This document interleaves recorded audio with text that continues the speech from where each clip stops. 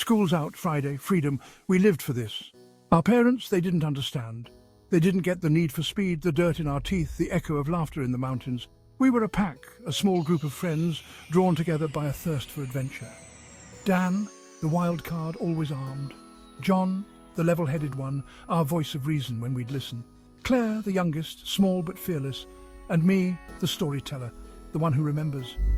Friday afternoons always tasted like rebellion. We ditched the last few classes, the drone of lectures fading as the roar of our dirt bikes took over. Up the winding roads we'd climb, leaving the town below, our own private dust cloud trailing behind us.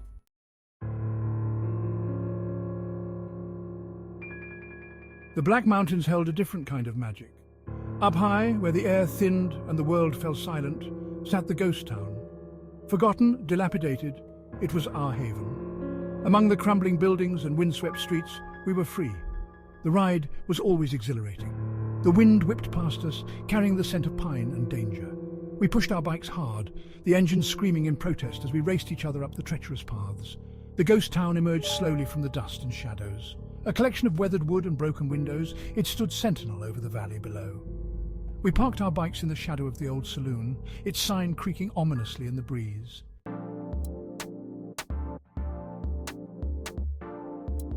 The air crackled with anticipation. We unloaded our supplies, backpacks overflowing with pilfered liquor, a boombox heavy with rebellious anthems, and enough snacks to fuel a weekend of mayhem. Dan, ever the showman, pulled out his latest acquisition, a vintage flare gun.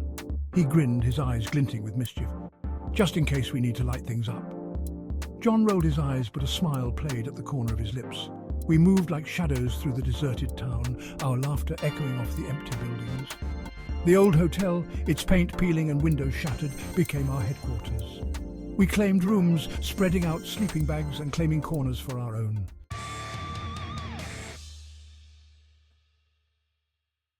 The old hotel came alive that night. Dan, perched precariously on a rickety table, blasted his music through the boombox. The sound, a chaotic symphony of drums and electric guitars, echoed through the empty rooms, chasing away the silence of decades. We danced, fueled by cheap liquor and the thrill of being young and wild. The floorboards groaned beneath our feet, threatening to give way and send us crashing into the basement below. We didn't care. We were invincible. Or at least we felt that way in the heart of our ghost town revelry. John, ever the responsible one, tried to keep us in check. He dispensed cups of lukewarm beer, urging us to pace ourselves. His words were lost in the cacophony of music and laughter. Even he couldn't resist the infectious energy that pulsed through the old hotel.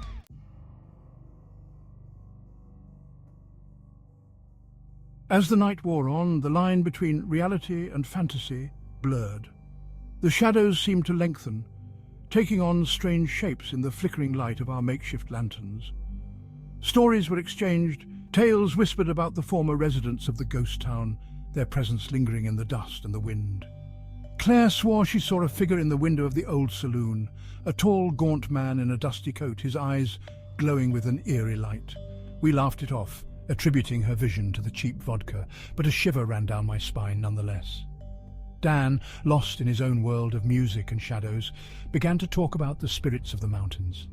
He claimed they spoke to him, their voices carried on the wind, whispering secrets of the past. We humoured him, but his intensity was unsettling.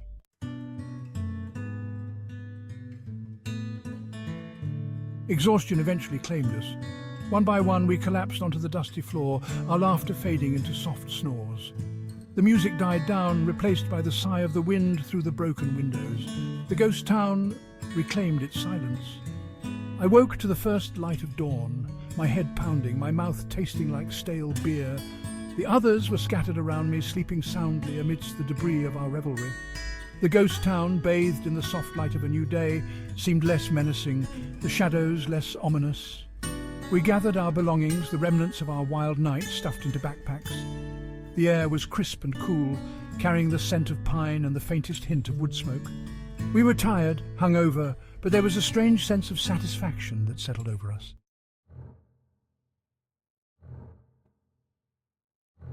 Saturday. The hangover sun beat down on us, a harsh reminder of the previous night's excesses. We nursed lukewarm beers, the silence a stark contrast to the previous night's revelry. But the thirst for adventure, the need for something more, still burned within us. Dan, His eyes, bright with a manic energy, suggested we explore the old mine shaft we'd stumbled upon on previous expeditions. It was a dangerous proposition, we all knew it, but the allure of the unknown, the promise of hidden treasures, was too strong to resist. Claire, ever the optimist, jumped at the idea. "Imagine finding gold," he exclaimed, his eyes wide with excitement. John, ever cautious, voiced his concerns, but even his practicality was drowned out by the rising tide of enthusiasm.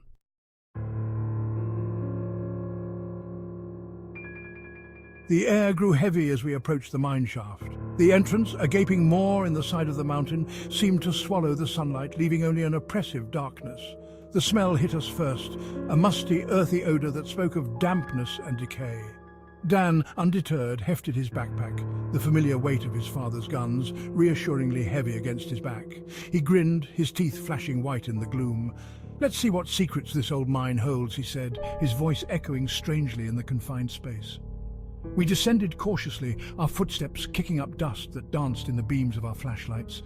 The wooden supports creaked ominously around us, their shadows twisting and contorting in the flickering light. The air grew colder, damper, pressing in on us like a physical presence.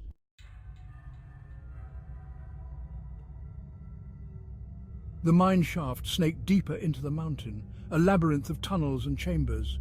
We followed the rusted tracks of old ore carts, their silence a testament to the mine's long-abandoned state. Dan's music, a constant presence throughout our adventure, echoed off the damp walls, the sound distorted and amplified in the confined space. We stumbled upon a vast chamber, its ceiling lost in the darkness above. The air hung heavy and still, the silence broken only by the drip, drip, drip of water seeping from the rock walls. In the centre of the chamber, a rickety wooden platform stood precariously over a dark chasm. A single ladder, its rungs slick with moisture, led down into the abyss. It descended only a few feet before disappearing into the blackness below. It seemed to end abruptly, leading to nowhere.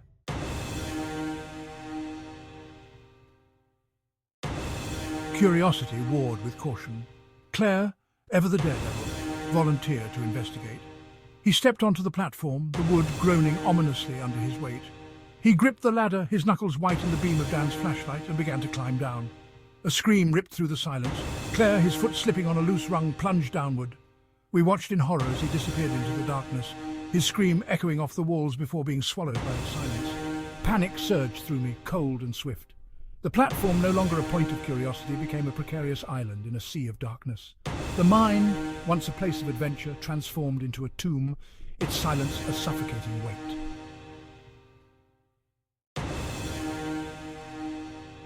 A splash, sickeningly loud in the stillness, echoed up from the depths. Then Claire's voice, high-pitched and laced with terror. "Water! It's water down here!" His words, barely audible above the sudden rush of sound, sent a chill down my spine. The platform shuddered beneath us. What was once a solid foundation now vibrated with an unsettling tremor. The darkness below, once a void, was now a living, breathing entity, eager to swallow us whole. John, his face pale in the flashlight beam, grabbed my arm. "We got to get out of here!" We scrambled back from the edge, our movements clumsy with fear. The sound of rushing water grew louder, closer, a monstrous roar that seemed to shake the very foundations of the mountain. The platform swayed precariously, threatening to break free and send us plummeting into the watery abyss.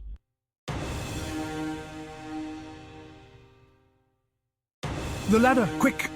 John's voice, sharp and urgent, cut through the panic. We scrambled back towards the ladder, our backpacks catching on protruding rocks, our movements hampered by the darkness and the rising tide of fear. Dan, his face illuminated by a manic grin, seemed oblivious to the danger. He clung to his backpack, his fingers digging into the worn canvas as if it were a lifeline. "My music! I can't lose my music!" he shouted, his voice lost in the roar of the water. John, ever the pragmatist, grabbed Dan's arm and pulled him towards the ladder. "Forget the music, man. We got to get out of here." He shoved Dan towards the ladder, his voice a desperate plea.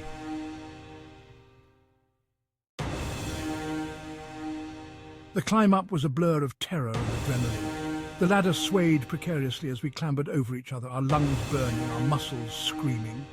The roar of the water was deafening, the darkness absolute, broken only by the thin beams of our fading flashlights. John, fueled by fear and a desperate need to survive, reached the top first and scrambled to safety. He turned back, his hand outstretched, his voice a hoarse whisper above the roar. "Hurry, it's coming!" I clawed my way up the ladder, my fingers slipping on the wet rungs. Dan, his face contorted in a mask of fear, was right behind me, his eyes wide with terror. We stumbled out of the mine shaft and into the blinding sunlight, gasping for air as if we'd been underwater ourselves. We lay there for a moment, sprawled on the dry earth, our bodies shaking, our minds struggling to comprehend the narrow escape.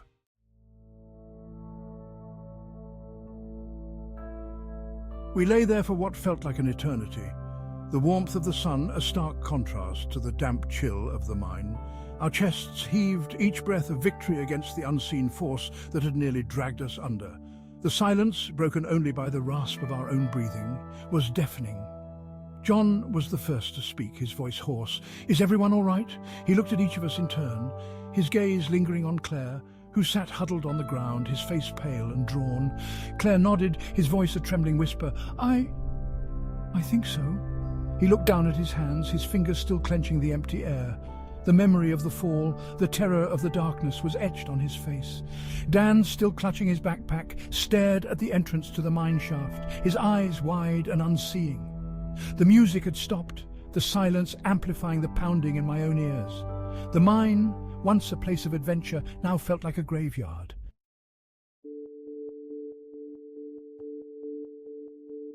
The silence was broken by the rumble of engines. We turned to see our other friend Mark arriving with a fresh supply of beer and snacks.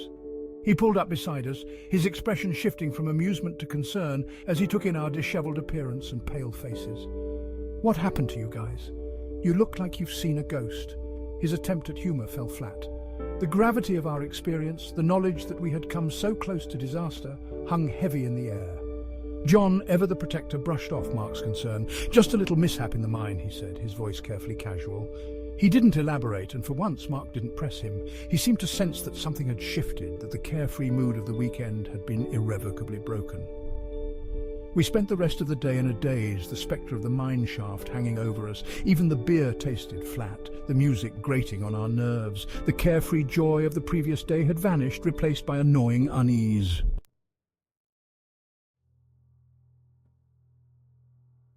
As dusk settled over the ghost town, casting long shadows across the deserted streets, a strange tension gripped us. Dan, his eyes bright with a manic energy, began to collect wood and debris, piling it against the side of the old rock cabin we were using as a shelter. "What are you doing?" John asked, his voice wary. Dan's behaviour, always unpredictable, had taken on a disturbing edge. "Building a fire," Dan replied, his voice tight. "We need to keep the darkness away." He struck a match, his hand trembling, and tossed it onto the pile of wood. Flames erupted, licking at the dry timber, casting a flickering orange glow on his face. "Dan, stop it!" John lunged towards him, but I grabbed his arm, pulling him back.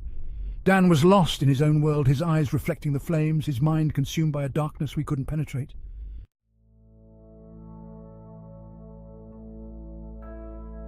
The fire raged throughout the night, consuming the cabin in a fiery inferno.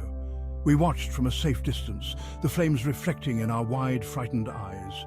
The heat was intense, the roar of the fire deafening. It felt like the end of something, a final, violent act in a play that had gone horribly wrong. By the time the sun rose, painting the sky in hues of pink and orange, the cabin was a smouldering ruin. We stood there for a long moment, the silence broken only by the crackle of embers and the whisper of the wind through the trees. The ghost town, once our playground, now felt haunted by more than just the memories of its former residents. It was haunted by our own recklessness, by the knowledge that we had come face to face with our own mortality. The ride home was silent, each of us lost in our own thoughts. We had gone to the ghost town seeking adventure, seeking escape. We had found something far more profound, something that would stay with us long after the echoes of our laughter faded into the silence of the mountains.